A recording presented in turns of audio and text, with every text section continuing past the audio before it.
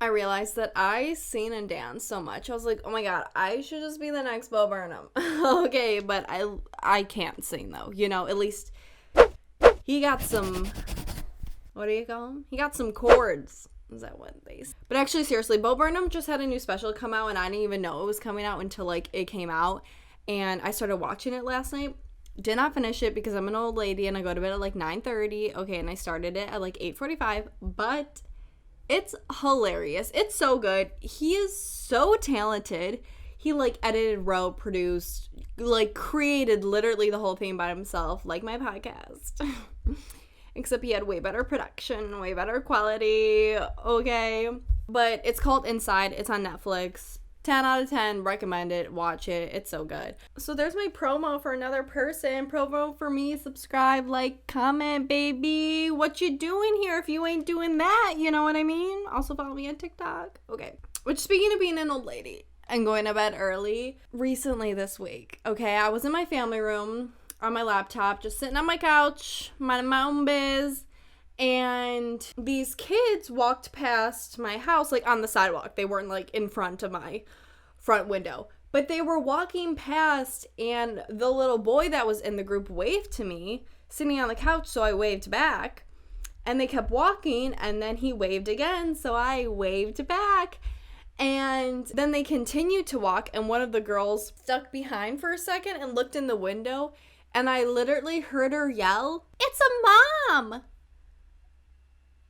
I have never felt so old in my entire life. I just stopped, and I, like, looked at what I was wearing, and, like, my hair wasn't, like, a messy bun, and I had, like, a big oversized shirt on, and I was just, you know, relaxing, doing my biz on my laptop. I don't know why I keep saying biz, but I really was like, oh, I'm an adult. You know what I mean? I still think I look like I could pass for, I think I look like 21 now, being 23. You know what I mean? I think I could, like, maybe, depending on the light, depending on what I'm wearing, you know, I could probably still pass for, like, an 18-year-old. I think the way I look is still very young, but I think when someone talked to me, at least I hope so, they would realize that I'm not a teenager. Okay, I hope to God not. You know what I mean? I feel like I'm an old soul. I've been told that before.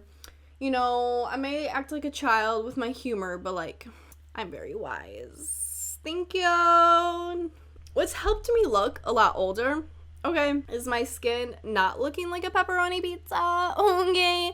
You know, when you are a teenager, whatever, you get prepubescent acne, you know, pubescent acne, is that a, but, like, you just have acne generally unless you have really good skin, good for you, like, until, like, your early 20s, okay? But for me, my skin randomly, like, a year and a half ago was like, hey, you're, like, about to be 22 soon? How about some cystic acne for you? Let's just throw that into your life. After having a hard time, now let's make you look ugly too. Woo! It was a great time. But my skin looked like absolute trash for quite a while, and then I went to a dermatologist and he gave me some stuff, and then now I just been moisturizing, sunscreening, washing, and that's about it. And God bless that she's looking fresher. But my sister the other day was like, wow, your skin, like, actually looks so much better now. And I was like, yeah, thanks, I'm glad. And she was like, it was so scary before. And I was like, wow, thanks. And she's like, I'm allowed to say that now because it looks good. And I'm like, yeah, totally.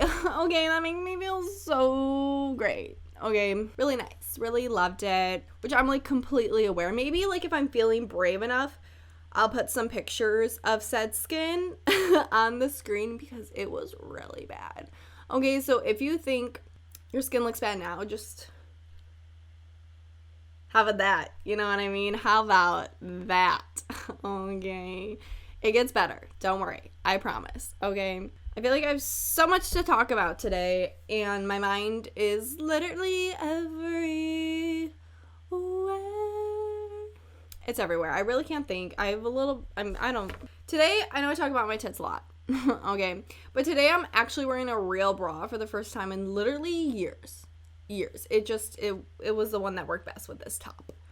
Okay, but I it's actually not as uncomfortable as I thought. I'm probably going to take it off as soon as I'm done filming, but I think part of being a woman, okay, wearing a bras in the past, ladies, we're not here for it. Sports bras, yes. Bralettes, sure.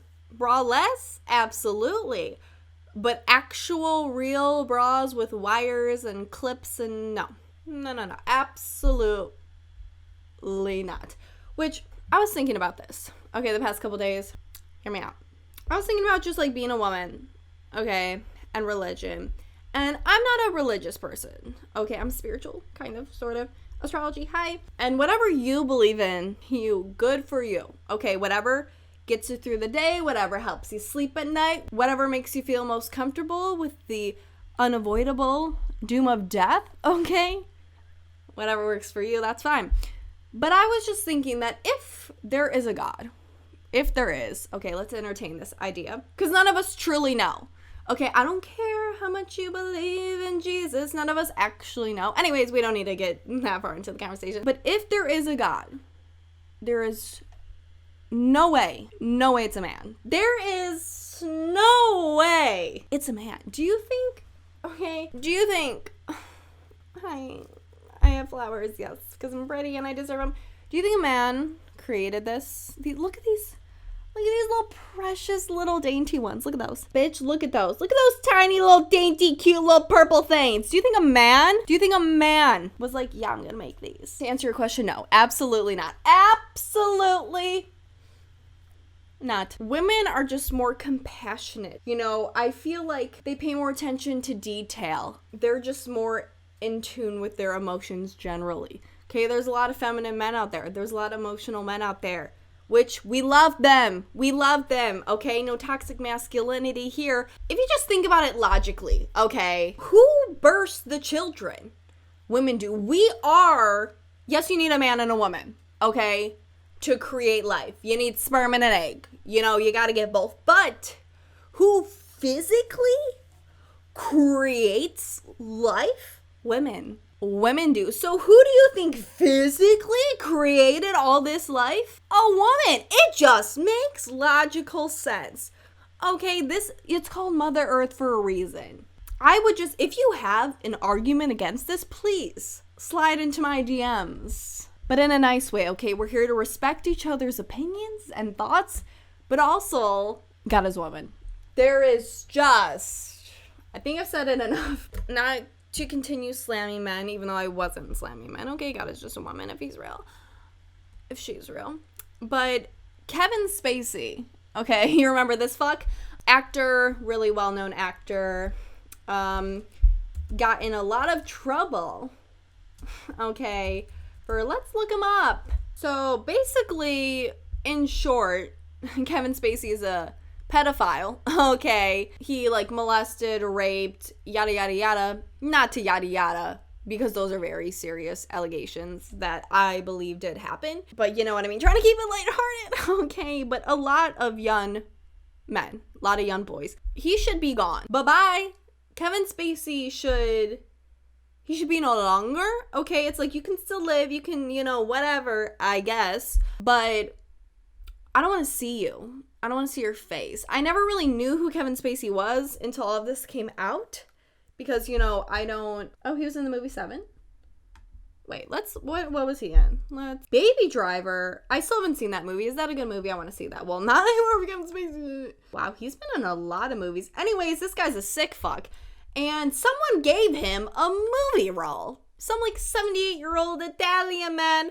No offense to Italians, but gave him a movie role, which, fun fact, he's playing, like, a detective that's trying to find a pedophile. Talk about full circle.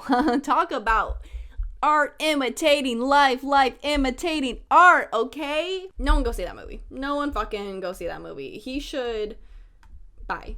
Okay, you know, I don't want to get into cancel culture again because, like, cancel culture is very, like, frustrating and it's just a lot. I don't think cancel culture is healthy in certain ways. I feel like sometimes cancel culture is like, you did a bad thing, goodbye. It's like, no, let's just not throw this person away. Let's hold them accountable for their actions. Okay, they need to learn from this. At least they should try to learn from it. You can't force anyone to learn anything. They got to do it themselves. But it's like, let's make them aware of what they did, why it's wrong, even though they probably fucking know that unless they're an idiot. And depending on what they do, we can forgive and move forward. But Kevin Spacey, fuck you. Okay, no one support that movie. No one, absolutely. Just, like, I don't know who this man is who got him to star in his film, but he's really reaching. Like, if the best actor you can get is a known pedophile, do better, okay? Anyways, Kevin Spacey should be canceled. He's gross. Don't support his movie. Anyways, let's be positive about men. Let's turn the table, okay? And recently I've been thinking about this, okay? And I've always liked and respected Mac Miller, okay? And, like, I've always listened to his music here or there. I really was embarrassingly obsessed with him and Ariana Grande's relationship. They were just really cute. He was a Capricorn. She's a Cancer. Polar opposites, just, you know, yin yang. Anyways, both musicians. I think it's the most beautiful thing when a couple can, like, create art together. Anyways, okay. But recently, I've been listening to his music so much more. Like I said, I've listened to things here and there throughout the years, and, you know, I liked his stuff. But I have just grown a new appreciation and an even higher respect for him. Like, he was just so talented, and I feel like his music too was so diverse and actually meaningful. Okay, like, you know, he still talks about, like, fucking bitches and doing drugs, but he does it in a classier way, and it's not like all there is. There's just so much more substance to what he created. And, like, listen, I've always been, like, a G-Eazy fan.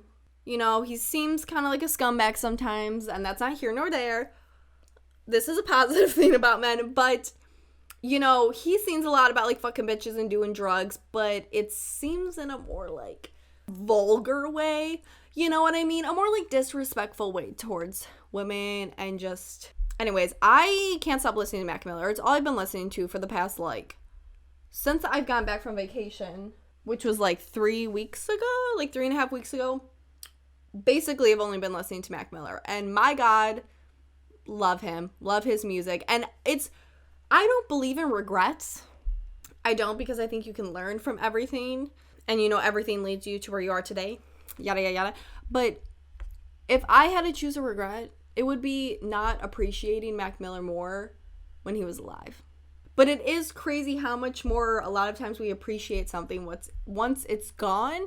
So it's important to realize that and appreciate it while you still got it. Because, like, anything don't be taken away just like that. And not necessarily by, like, death. You know, that's the ultimate bye. You know what I mean? I didn't know a better way to put that. That's kind of insensitive. I'm sorry. I've just absorbed a lot of art this week. But another thing that I haven't appreciated as much as till now is The Truman Show, starring Jim Carrey. Okay, I have seen, like, every Jim Carrey movie, and I love Jim Carrey so much. One of my, like, favorite comedians, actors, artists, you name it, who's also a Capricorn like Mac Miller. Oh my God. But I've always wanted to watch The Truman Show, and I always, like, catch it on TV when it's, like, almost done, so I was like, oh, I won't watch it, and blah, blah, blah, whatever. Throughout the years, I just never got the chance to watch it. And I watched it this past weekend, loved it. Absolutely loved it. The concept of the movie is just very different from, like, things you've seen before. If you've never seen the movie, highly recommend to go watch it. It's on Amazon Prime is where I watched it. But the premise of the movie is basically, it's the Truman Show. And the main character, Jim Carrey, who's Truman, the movie is about a TV show that is about his life, which he doesn't know he's in.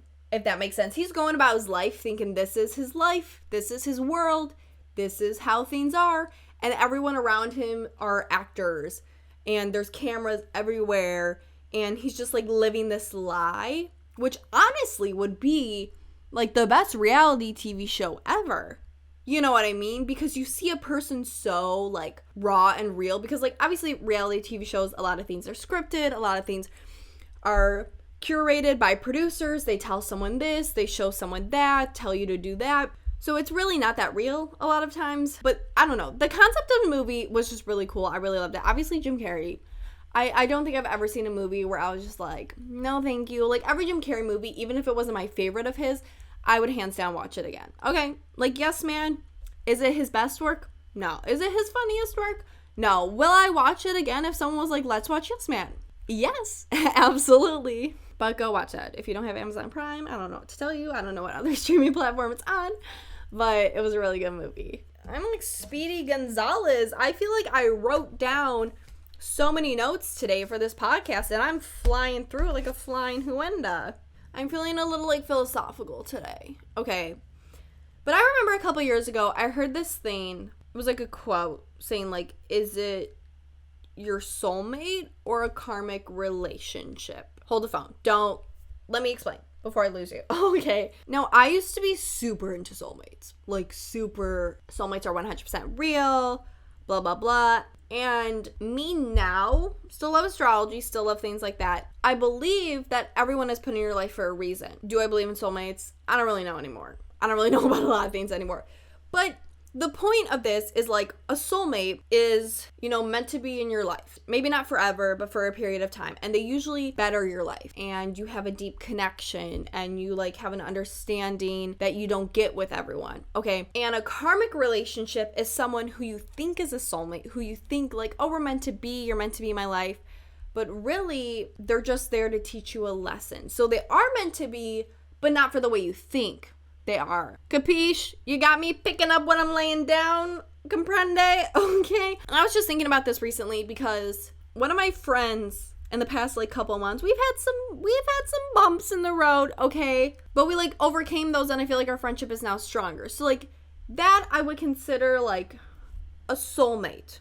Okay? Like someone that betters my life and we can help each other grow and kind of like connect in a way that like I wouldn't connect with every other person or every other friend. Every friendship is obviously unique and different. But also recently, someone else who was like a friend in the past, kind of sort of popped back in for a second, was like, hey, haven't talked in a while, what's up? And I was like, why does this person keep like popping up into my life? Because they don't feel relevant, you know, they don't feel meaningful. It doesn't feel like a deep connection. And I was like, oh, I went back to that quote of like, are they your soulmate or are they a karmic relationship? And I was like, this person is a karmic relationship. They keep popping back up in my life to teach me a lesson. And the person doesn't go away, or for the most part, I feel like some people still always tag along until you learn the lesson. And I was like, oh, you're not actually meaningful to my life. You're not actually here to like support, encourage me, to raise me to a higher vibration. Like, you aren't here for that. You're here for you, and you're here to teach me something. At least that's what the universe wants. And that could be anything, you know, that could be anything from like self-respect to like how you want to be treated, to what you look for in a friendship, to this, that, and the other. It could be literally anything, but it's just, I think it's kind of a good question to ask yourself whether you believe in soulmates or not, because again, like religion, it's a very spiritual thing, and we have no fucking idea if souls exist, if soulmates are real. We don't. But if you have a friend or a romantic partner or anyone who keeps popping back into your life, or you keep going through ups and downs with, be like, are you a soulmate? Or are you here because we keep having these ups and downs and I'm not learning what I'm supposed to learn? Like, you keep treating me like this and I keep letting it slide. You know, like, what are they meant to be, or are they just teaching you a lesson that you haven't learned yet? Okay, because I've fallen victim to karmic relationships many times in my life where I just feel like we're meant to be, but really, I just wasn't learning shit because, you know, sometimes you think someone's supposed to be in your life, so you're like willing to fight for them to the death, but honey, no, not everyone is meant to be in your life forever. Not everyone is even meant to be in your life for a significant period of time. So just ask yourself that. You know what I mean? Not to get all psychological on you, you know, not to be your spiritual guide. But I just think it's a very useful thing to ask yourself. My hair was in braids for like 3 days because I was like, it needs to look good for, I gotta film my podcast, I gotta make TikToks, and I also have to film a thing for a job application. You know, it's funny that like how different job applications are for what industry you're going into. Like, I'm going into entertainment, so many applications, you have to submit like a video of yourself saying why you'd be a good fit for the job.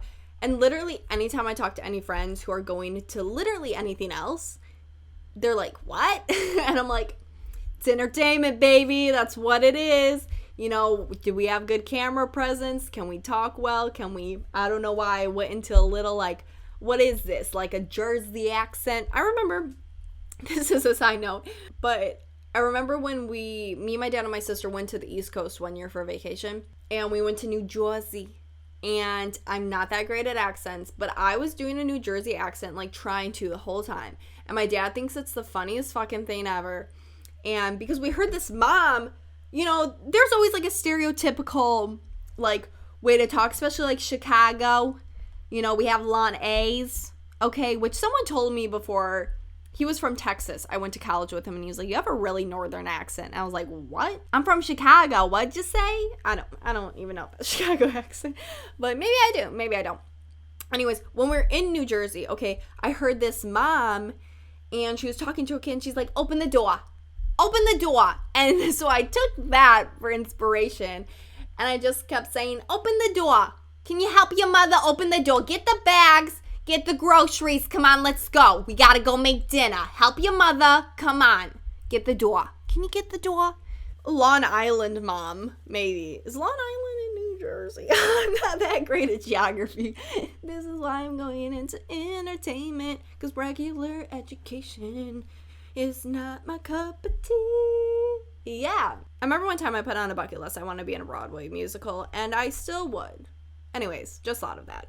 I was laying in my bed the other night. Okay, and I've wanted to move out of my home state since I was like 14, okay, almost a decade. And, you know, the more and more I'm looking for like jobs and to move, I've been kind of putting in the back of my head actually having to leave. Okay, because I've moved to different towns before, and like I've moved by myself, but like, my family was always close. My friends were always close, which my family, I'm like, love you, but like, I need to grow up, and all the things you taught me as a kid, I don't want to take on those bad traits, so I'm trying to grow therapy. But like, bye. I'm ready to like get some time away from my family. That I'm fine with. But like, all my friends and the people I know, I've never had to move like super far away from them. So, like, while I moved and was making new friends in a new city, I still was like, hey, you're only like a 40-minute drive away. You know what I mean? So, it's like a little comfort blanket. But moving to a place where I've zero friends is terrifying, to say the least. But I think if something scares you, that means even more so that you should do it. That's how we grow, baby. It's getting pushed out of our comfort zone. It's doing things out of our norm. But when I do move, okay, I'm gonna be weeping like a baby, because I was laying in bed last night, or the other night, and I was thinking about like moving and leaving everyone I know in the general area, and I wasn't even thinking about yet. I was at like the top of my list, okay, of my friends. I wasn't even thinking about like my friends that I've known forever, or like my like people that I would consider some of my best friends. Wasn't even thinking about those. I was thinking about my gym friends. Okay, not to like say they're the least important, but I guess they're just the ones but I just haven't known as long, or don't have as like deep of a friendship with. But just my gym friends, I started to tear up. I was like, I'm gonna be so sad leaving them, and like I don't even know if I'll ever see them again. So let me just preference this. I don't know if any of them will watch this, but I feel like I talk about my gym friends a lot, for one. Okay, and I've said before, like, they're all like not older men, okay, but like usually probably like 30 to 40 range, so not that, like, whatever, okay. And I think the reason that they hold such a close place to my heart is because, baby, men ain't shit, okay, you know what I mean? And I've been treated so poorly by many men, and my gym friends were some of the first people, actual men, not boys, who treated me with respect and actually believe in me and encourage me to like follow my dreams and like do what I want to do and whatever, and also aren't gross, aren't creepy, don't sexualize me, don't only want to use me for my body. You know what I mean? They actually like look out for me. And I haven't had many men like that in my life. Actually, I do though have a lot of guy friends that are like around my actual age. But just at the time in my life when I met all said gym friends, I didn't see those friends a lot. So in my daily life, I didn't have any good men around me. And, you know, like after meeting them, I think my self-respect, it took some time. Okay, didn't happen overnight, and also not just them. I had to like grow, but I think they like set up the platform for me to jump off of and jump higher into like my own self-love and self-respect. Because when people keep telling you things or treating you a certain way, I feel like sometimes eventually you believe that. And so when you get treated like shit, a lot of times after a while you think like you deserve it, or you think like that's the best you'll be treated. It's very sad. I know. Having people treat me better than I ever experienced, I was like, oh, this is how I should be respected. Now that, you know, you accept the love you think you deserve, I know I deserve better. The men in my life, whether that be my boyfriend or like friends around me, definitely treat me way better that I like see on the regular. I didn't like saying reg, so I had to add the regular. Like now it's better. And I really like attested. Is that a word? Attest. Give them some credit for like helping me get to where I am today. So long story short, I think that's why I got a special place in my heart for them. Guys, I think we're wrapping up. I gotta go film my job application because, honey, I love doing this, but this ain't making me money. At least not yet. You know what I mean? We're gonna get there one day. Okay, this pretty face and this sense of humor ain't just here to be here, you know what I mean? This is what I got, baby. This is what I got to offer the world. I hope you had the best week. And if you didn't, I hope this week goes better, okay? Follow your dreams, do what you love, do things that scare you, yada, yada, yada. Surround yourself with respectful men and women.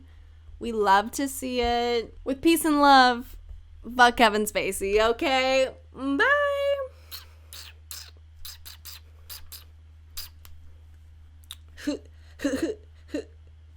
Ooh, ba. Ooh, ba, ba, ba, ba, ba, ba, ba, ba, ba, ba, ba, ba, ba, ba. Okay, I gotta pee.